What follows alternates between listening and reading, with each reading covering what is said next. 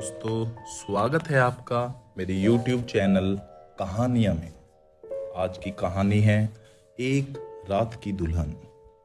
किसी जमाने में पाटलिपुत्र के एक छोटे से गांव में एक बूढ़ी और उसकी खूबसूरत पोती देविका रहती थी। दूर दूर तक देविका के रूप के चर्चे थे और गांव का हर दूसरा आदमी उसे पाना चाहता था। उसके रूप और जवानी से खेलना चाहता था, पर कोई भी देविका से शादी नहीं करना चाहता था, क्योंकि वो नीची जाति की थी। आए दिन कोई ना कोई उसकी मजबूरी का फायदा उठाकर उसे हम बिस्तर करने की नापाक कोशिश करता, पर आज तक कोई कामयाब नहीं हो पाया।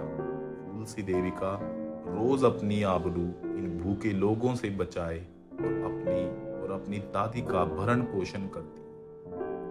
वो रोज जंगल जाती, जंगली बेर चुनती और उसे बाजार में बेचने जाती। देविका को अपनी खूबसूरती का बस इतना फायदा मिलता कि लोग फल खरीदने के बहाने आते और अपनी गंदी निगाहों से रोज उसका दीदार करते और साथ ही साथ फल भी खरीद लेते।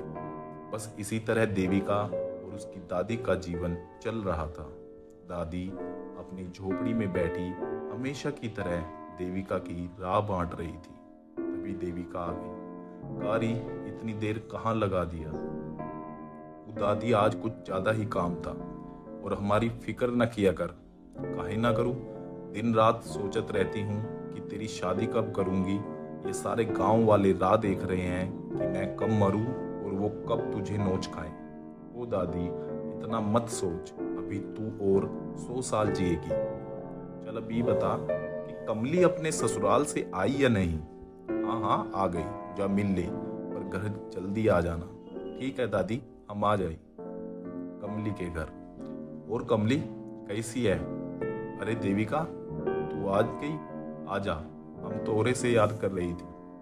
हाँ हाँ, मैं आती हूँ, पर ये तो बता कि जीजा जी ने इतने दिन तक आने क्यों नहीं दिया? जा धत देविका, हम नहीं बताएंगी। बोलो ना, क्या किया जीजा जी ने? दोनों मुस्कुराने लगी और कुछ देर बाद, वो मुआ तो मुझे आने ही नहीं दे रहा था। मैं ही जानती हूँ कि मैं कैसे उस मुए के हाथों से बची। ये सब सुनकर देविका हंसने लगी। तू हंस रही है? जब तेरी शादी होगी तब तुझे अपनी दादी ना याद आई तो मेरा नाम बदल दियो। बातें कई घंटों तक यूं ही चलती रही और फिर देविका कमली से विदा लेकर घर आ गई। उस रात देविका ने खाना बनाया और जो भी रूखा सूखा था खाकर दोनों सो गए।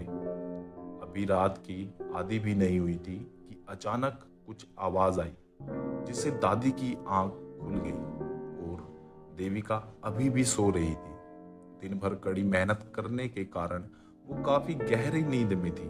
दादी उठी और दिया उठाकर इधर उधर देखने लगी। तभी उसे अंधेरे में कुछ नजर आया। वो कोई आदमी की आकृति थी, जिसे देखकर बुढ़िया डर गई। तभी उस आदमी ने तेजी से बुढ़िया का मुंह दबोच लिया।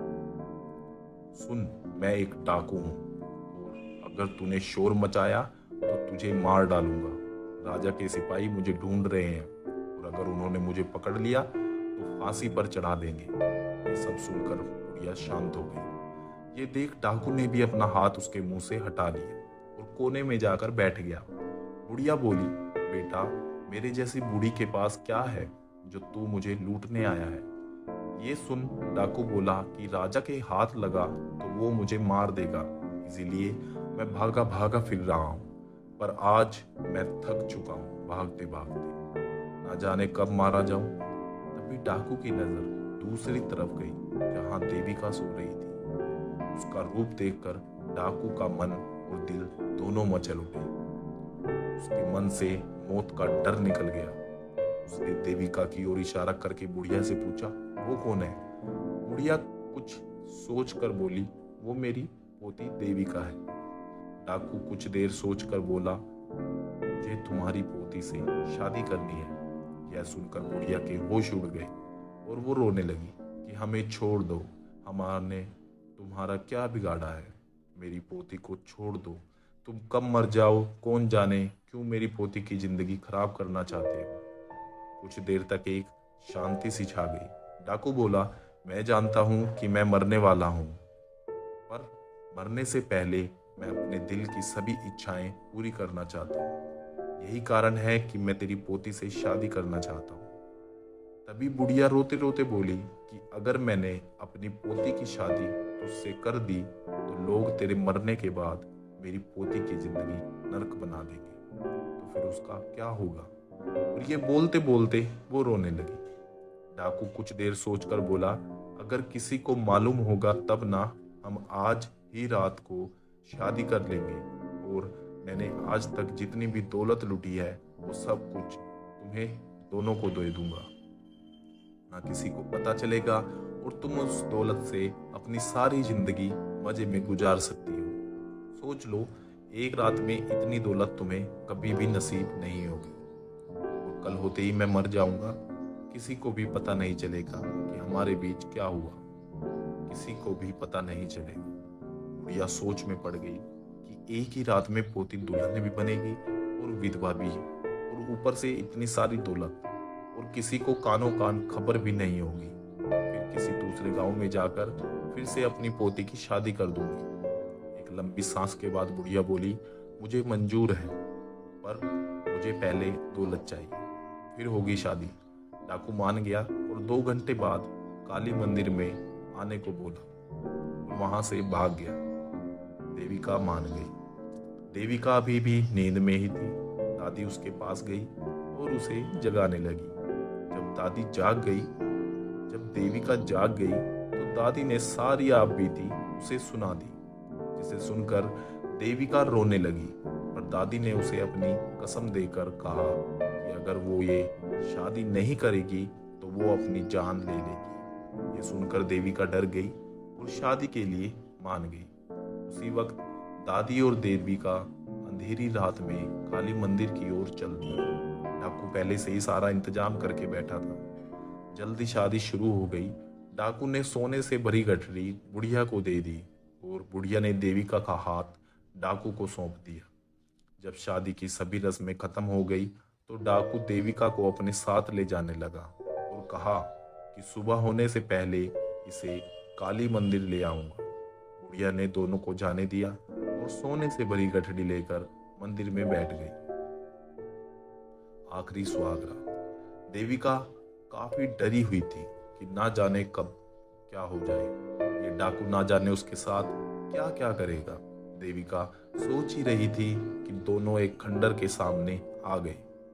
डाकू ने घास का बिस्तर बना दिया और लकड़ियां इकट्ठी करके आग जला दी और देविका को घोड़े पर से उठाकर घास पर फेंक दिया और उसकी ओर ललचाई नजरों से देखने लगा। उसने पहले देविका के पैर पकड़कर और उन्हें चूमना शुरू कर दिया। तभी देविका बोली कि आज हमारी सुहागरात है और मैंने आपको दूध भी नहीं पिलाया। ये सुनकर डाकू हंसने लगा और बोला, बस इतनी सी बात, मेरे पास दूध तो नहीं पर शराब बहुत है, अभी लाता हूँ। और डाकू अपने घोड़े से बंधी एक सुराही ले आया जिसमें शराब थी और उसने उसे देविका के पास रख दी और बोला, निकालो और पिला दो मुझे, पर जल्दी करो, आज मैं तुम्हारी जवानी की किताब थोड़ा करीब से पढ़ना चाहता। देविका बोली, अभी तो रात लंबी और जवान है, तो इतनी जल्दी क्यों, लो ये पी लो। देविका डाकू को शराब पिलाती रही और डाकू पीता रहा। जब शराब खत्म हो गई, डाकू पूरी तरह पागल सा हो गया और देविका पर किसी भूखे शेर की तरह झपटा, पर देविका वहां से हट गई, जिससे डाकू को गुस्सा आ गया और वो देविका से जबरदस्ती करने लगा। तभी अचानक डाकू के आंखों के आगे अंधेरा छाने लगा और वो जमीन पर गिर गया और उसके मुंह से झाग आने लगी और वो मर गया। देविका ने उसकी लाश को उठाकर घोड़े पर डाला और काली मंदिर की ओर चल दी। जल्द ही देविका मंदिर पहुंच गई जहां दादी उसका इंतजार कर रही थी। दादी समझ गई थी कि उसकी चाल कामयाब हो गई थी और जो जहर उसने देविका को दिया था वो उसने उस डाकू को पिला दिया। जल्दी सुबह हो गई और मंदिर में लोग आने जाने लगे। पर जब सबकी नज़र डाकू की लाश पर गई तो पूरे गांव में खबर फैल गई, डाकू की लाश मंदिर में पाई गई है। उस लाश को देखने के लिए राजा स्वयं आते हैं और पूछते हैं कि इसे किसने मारा, तो कोई जवाब नहीं मिलता है।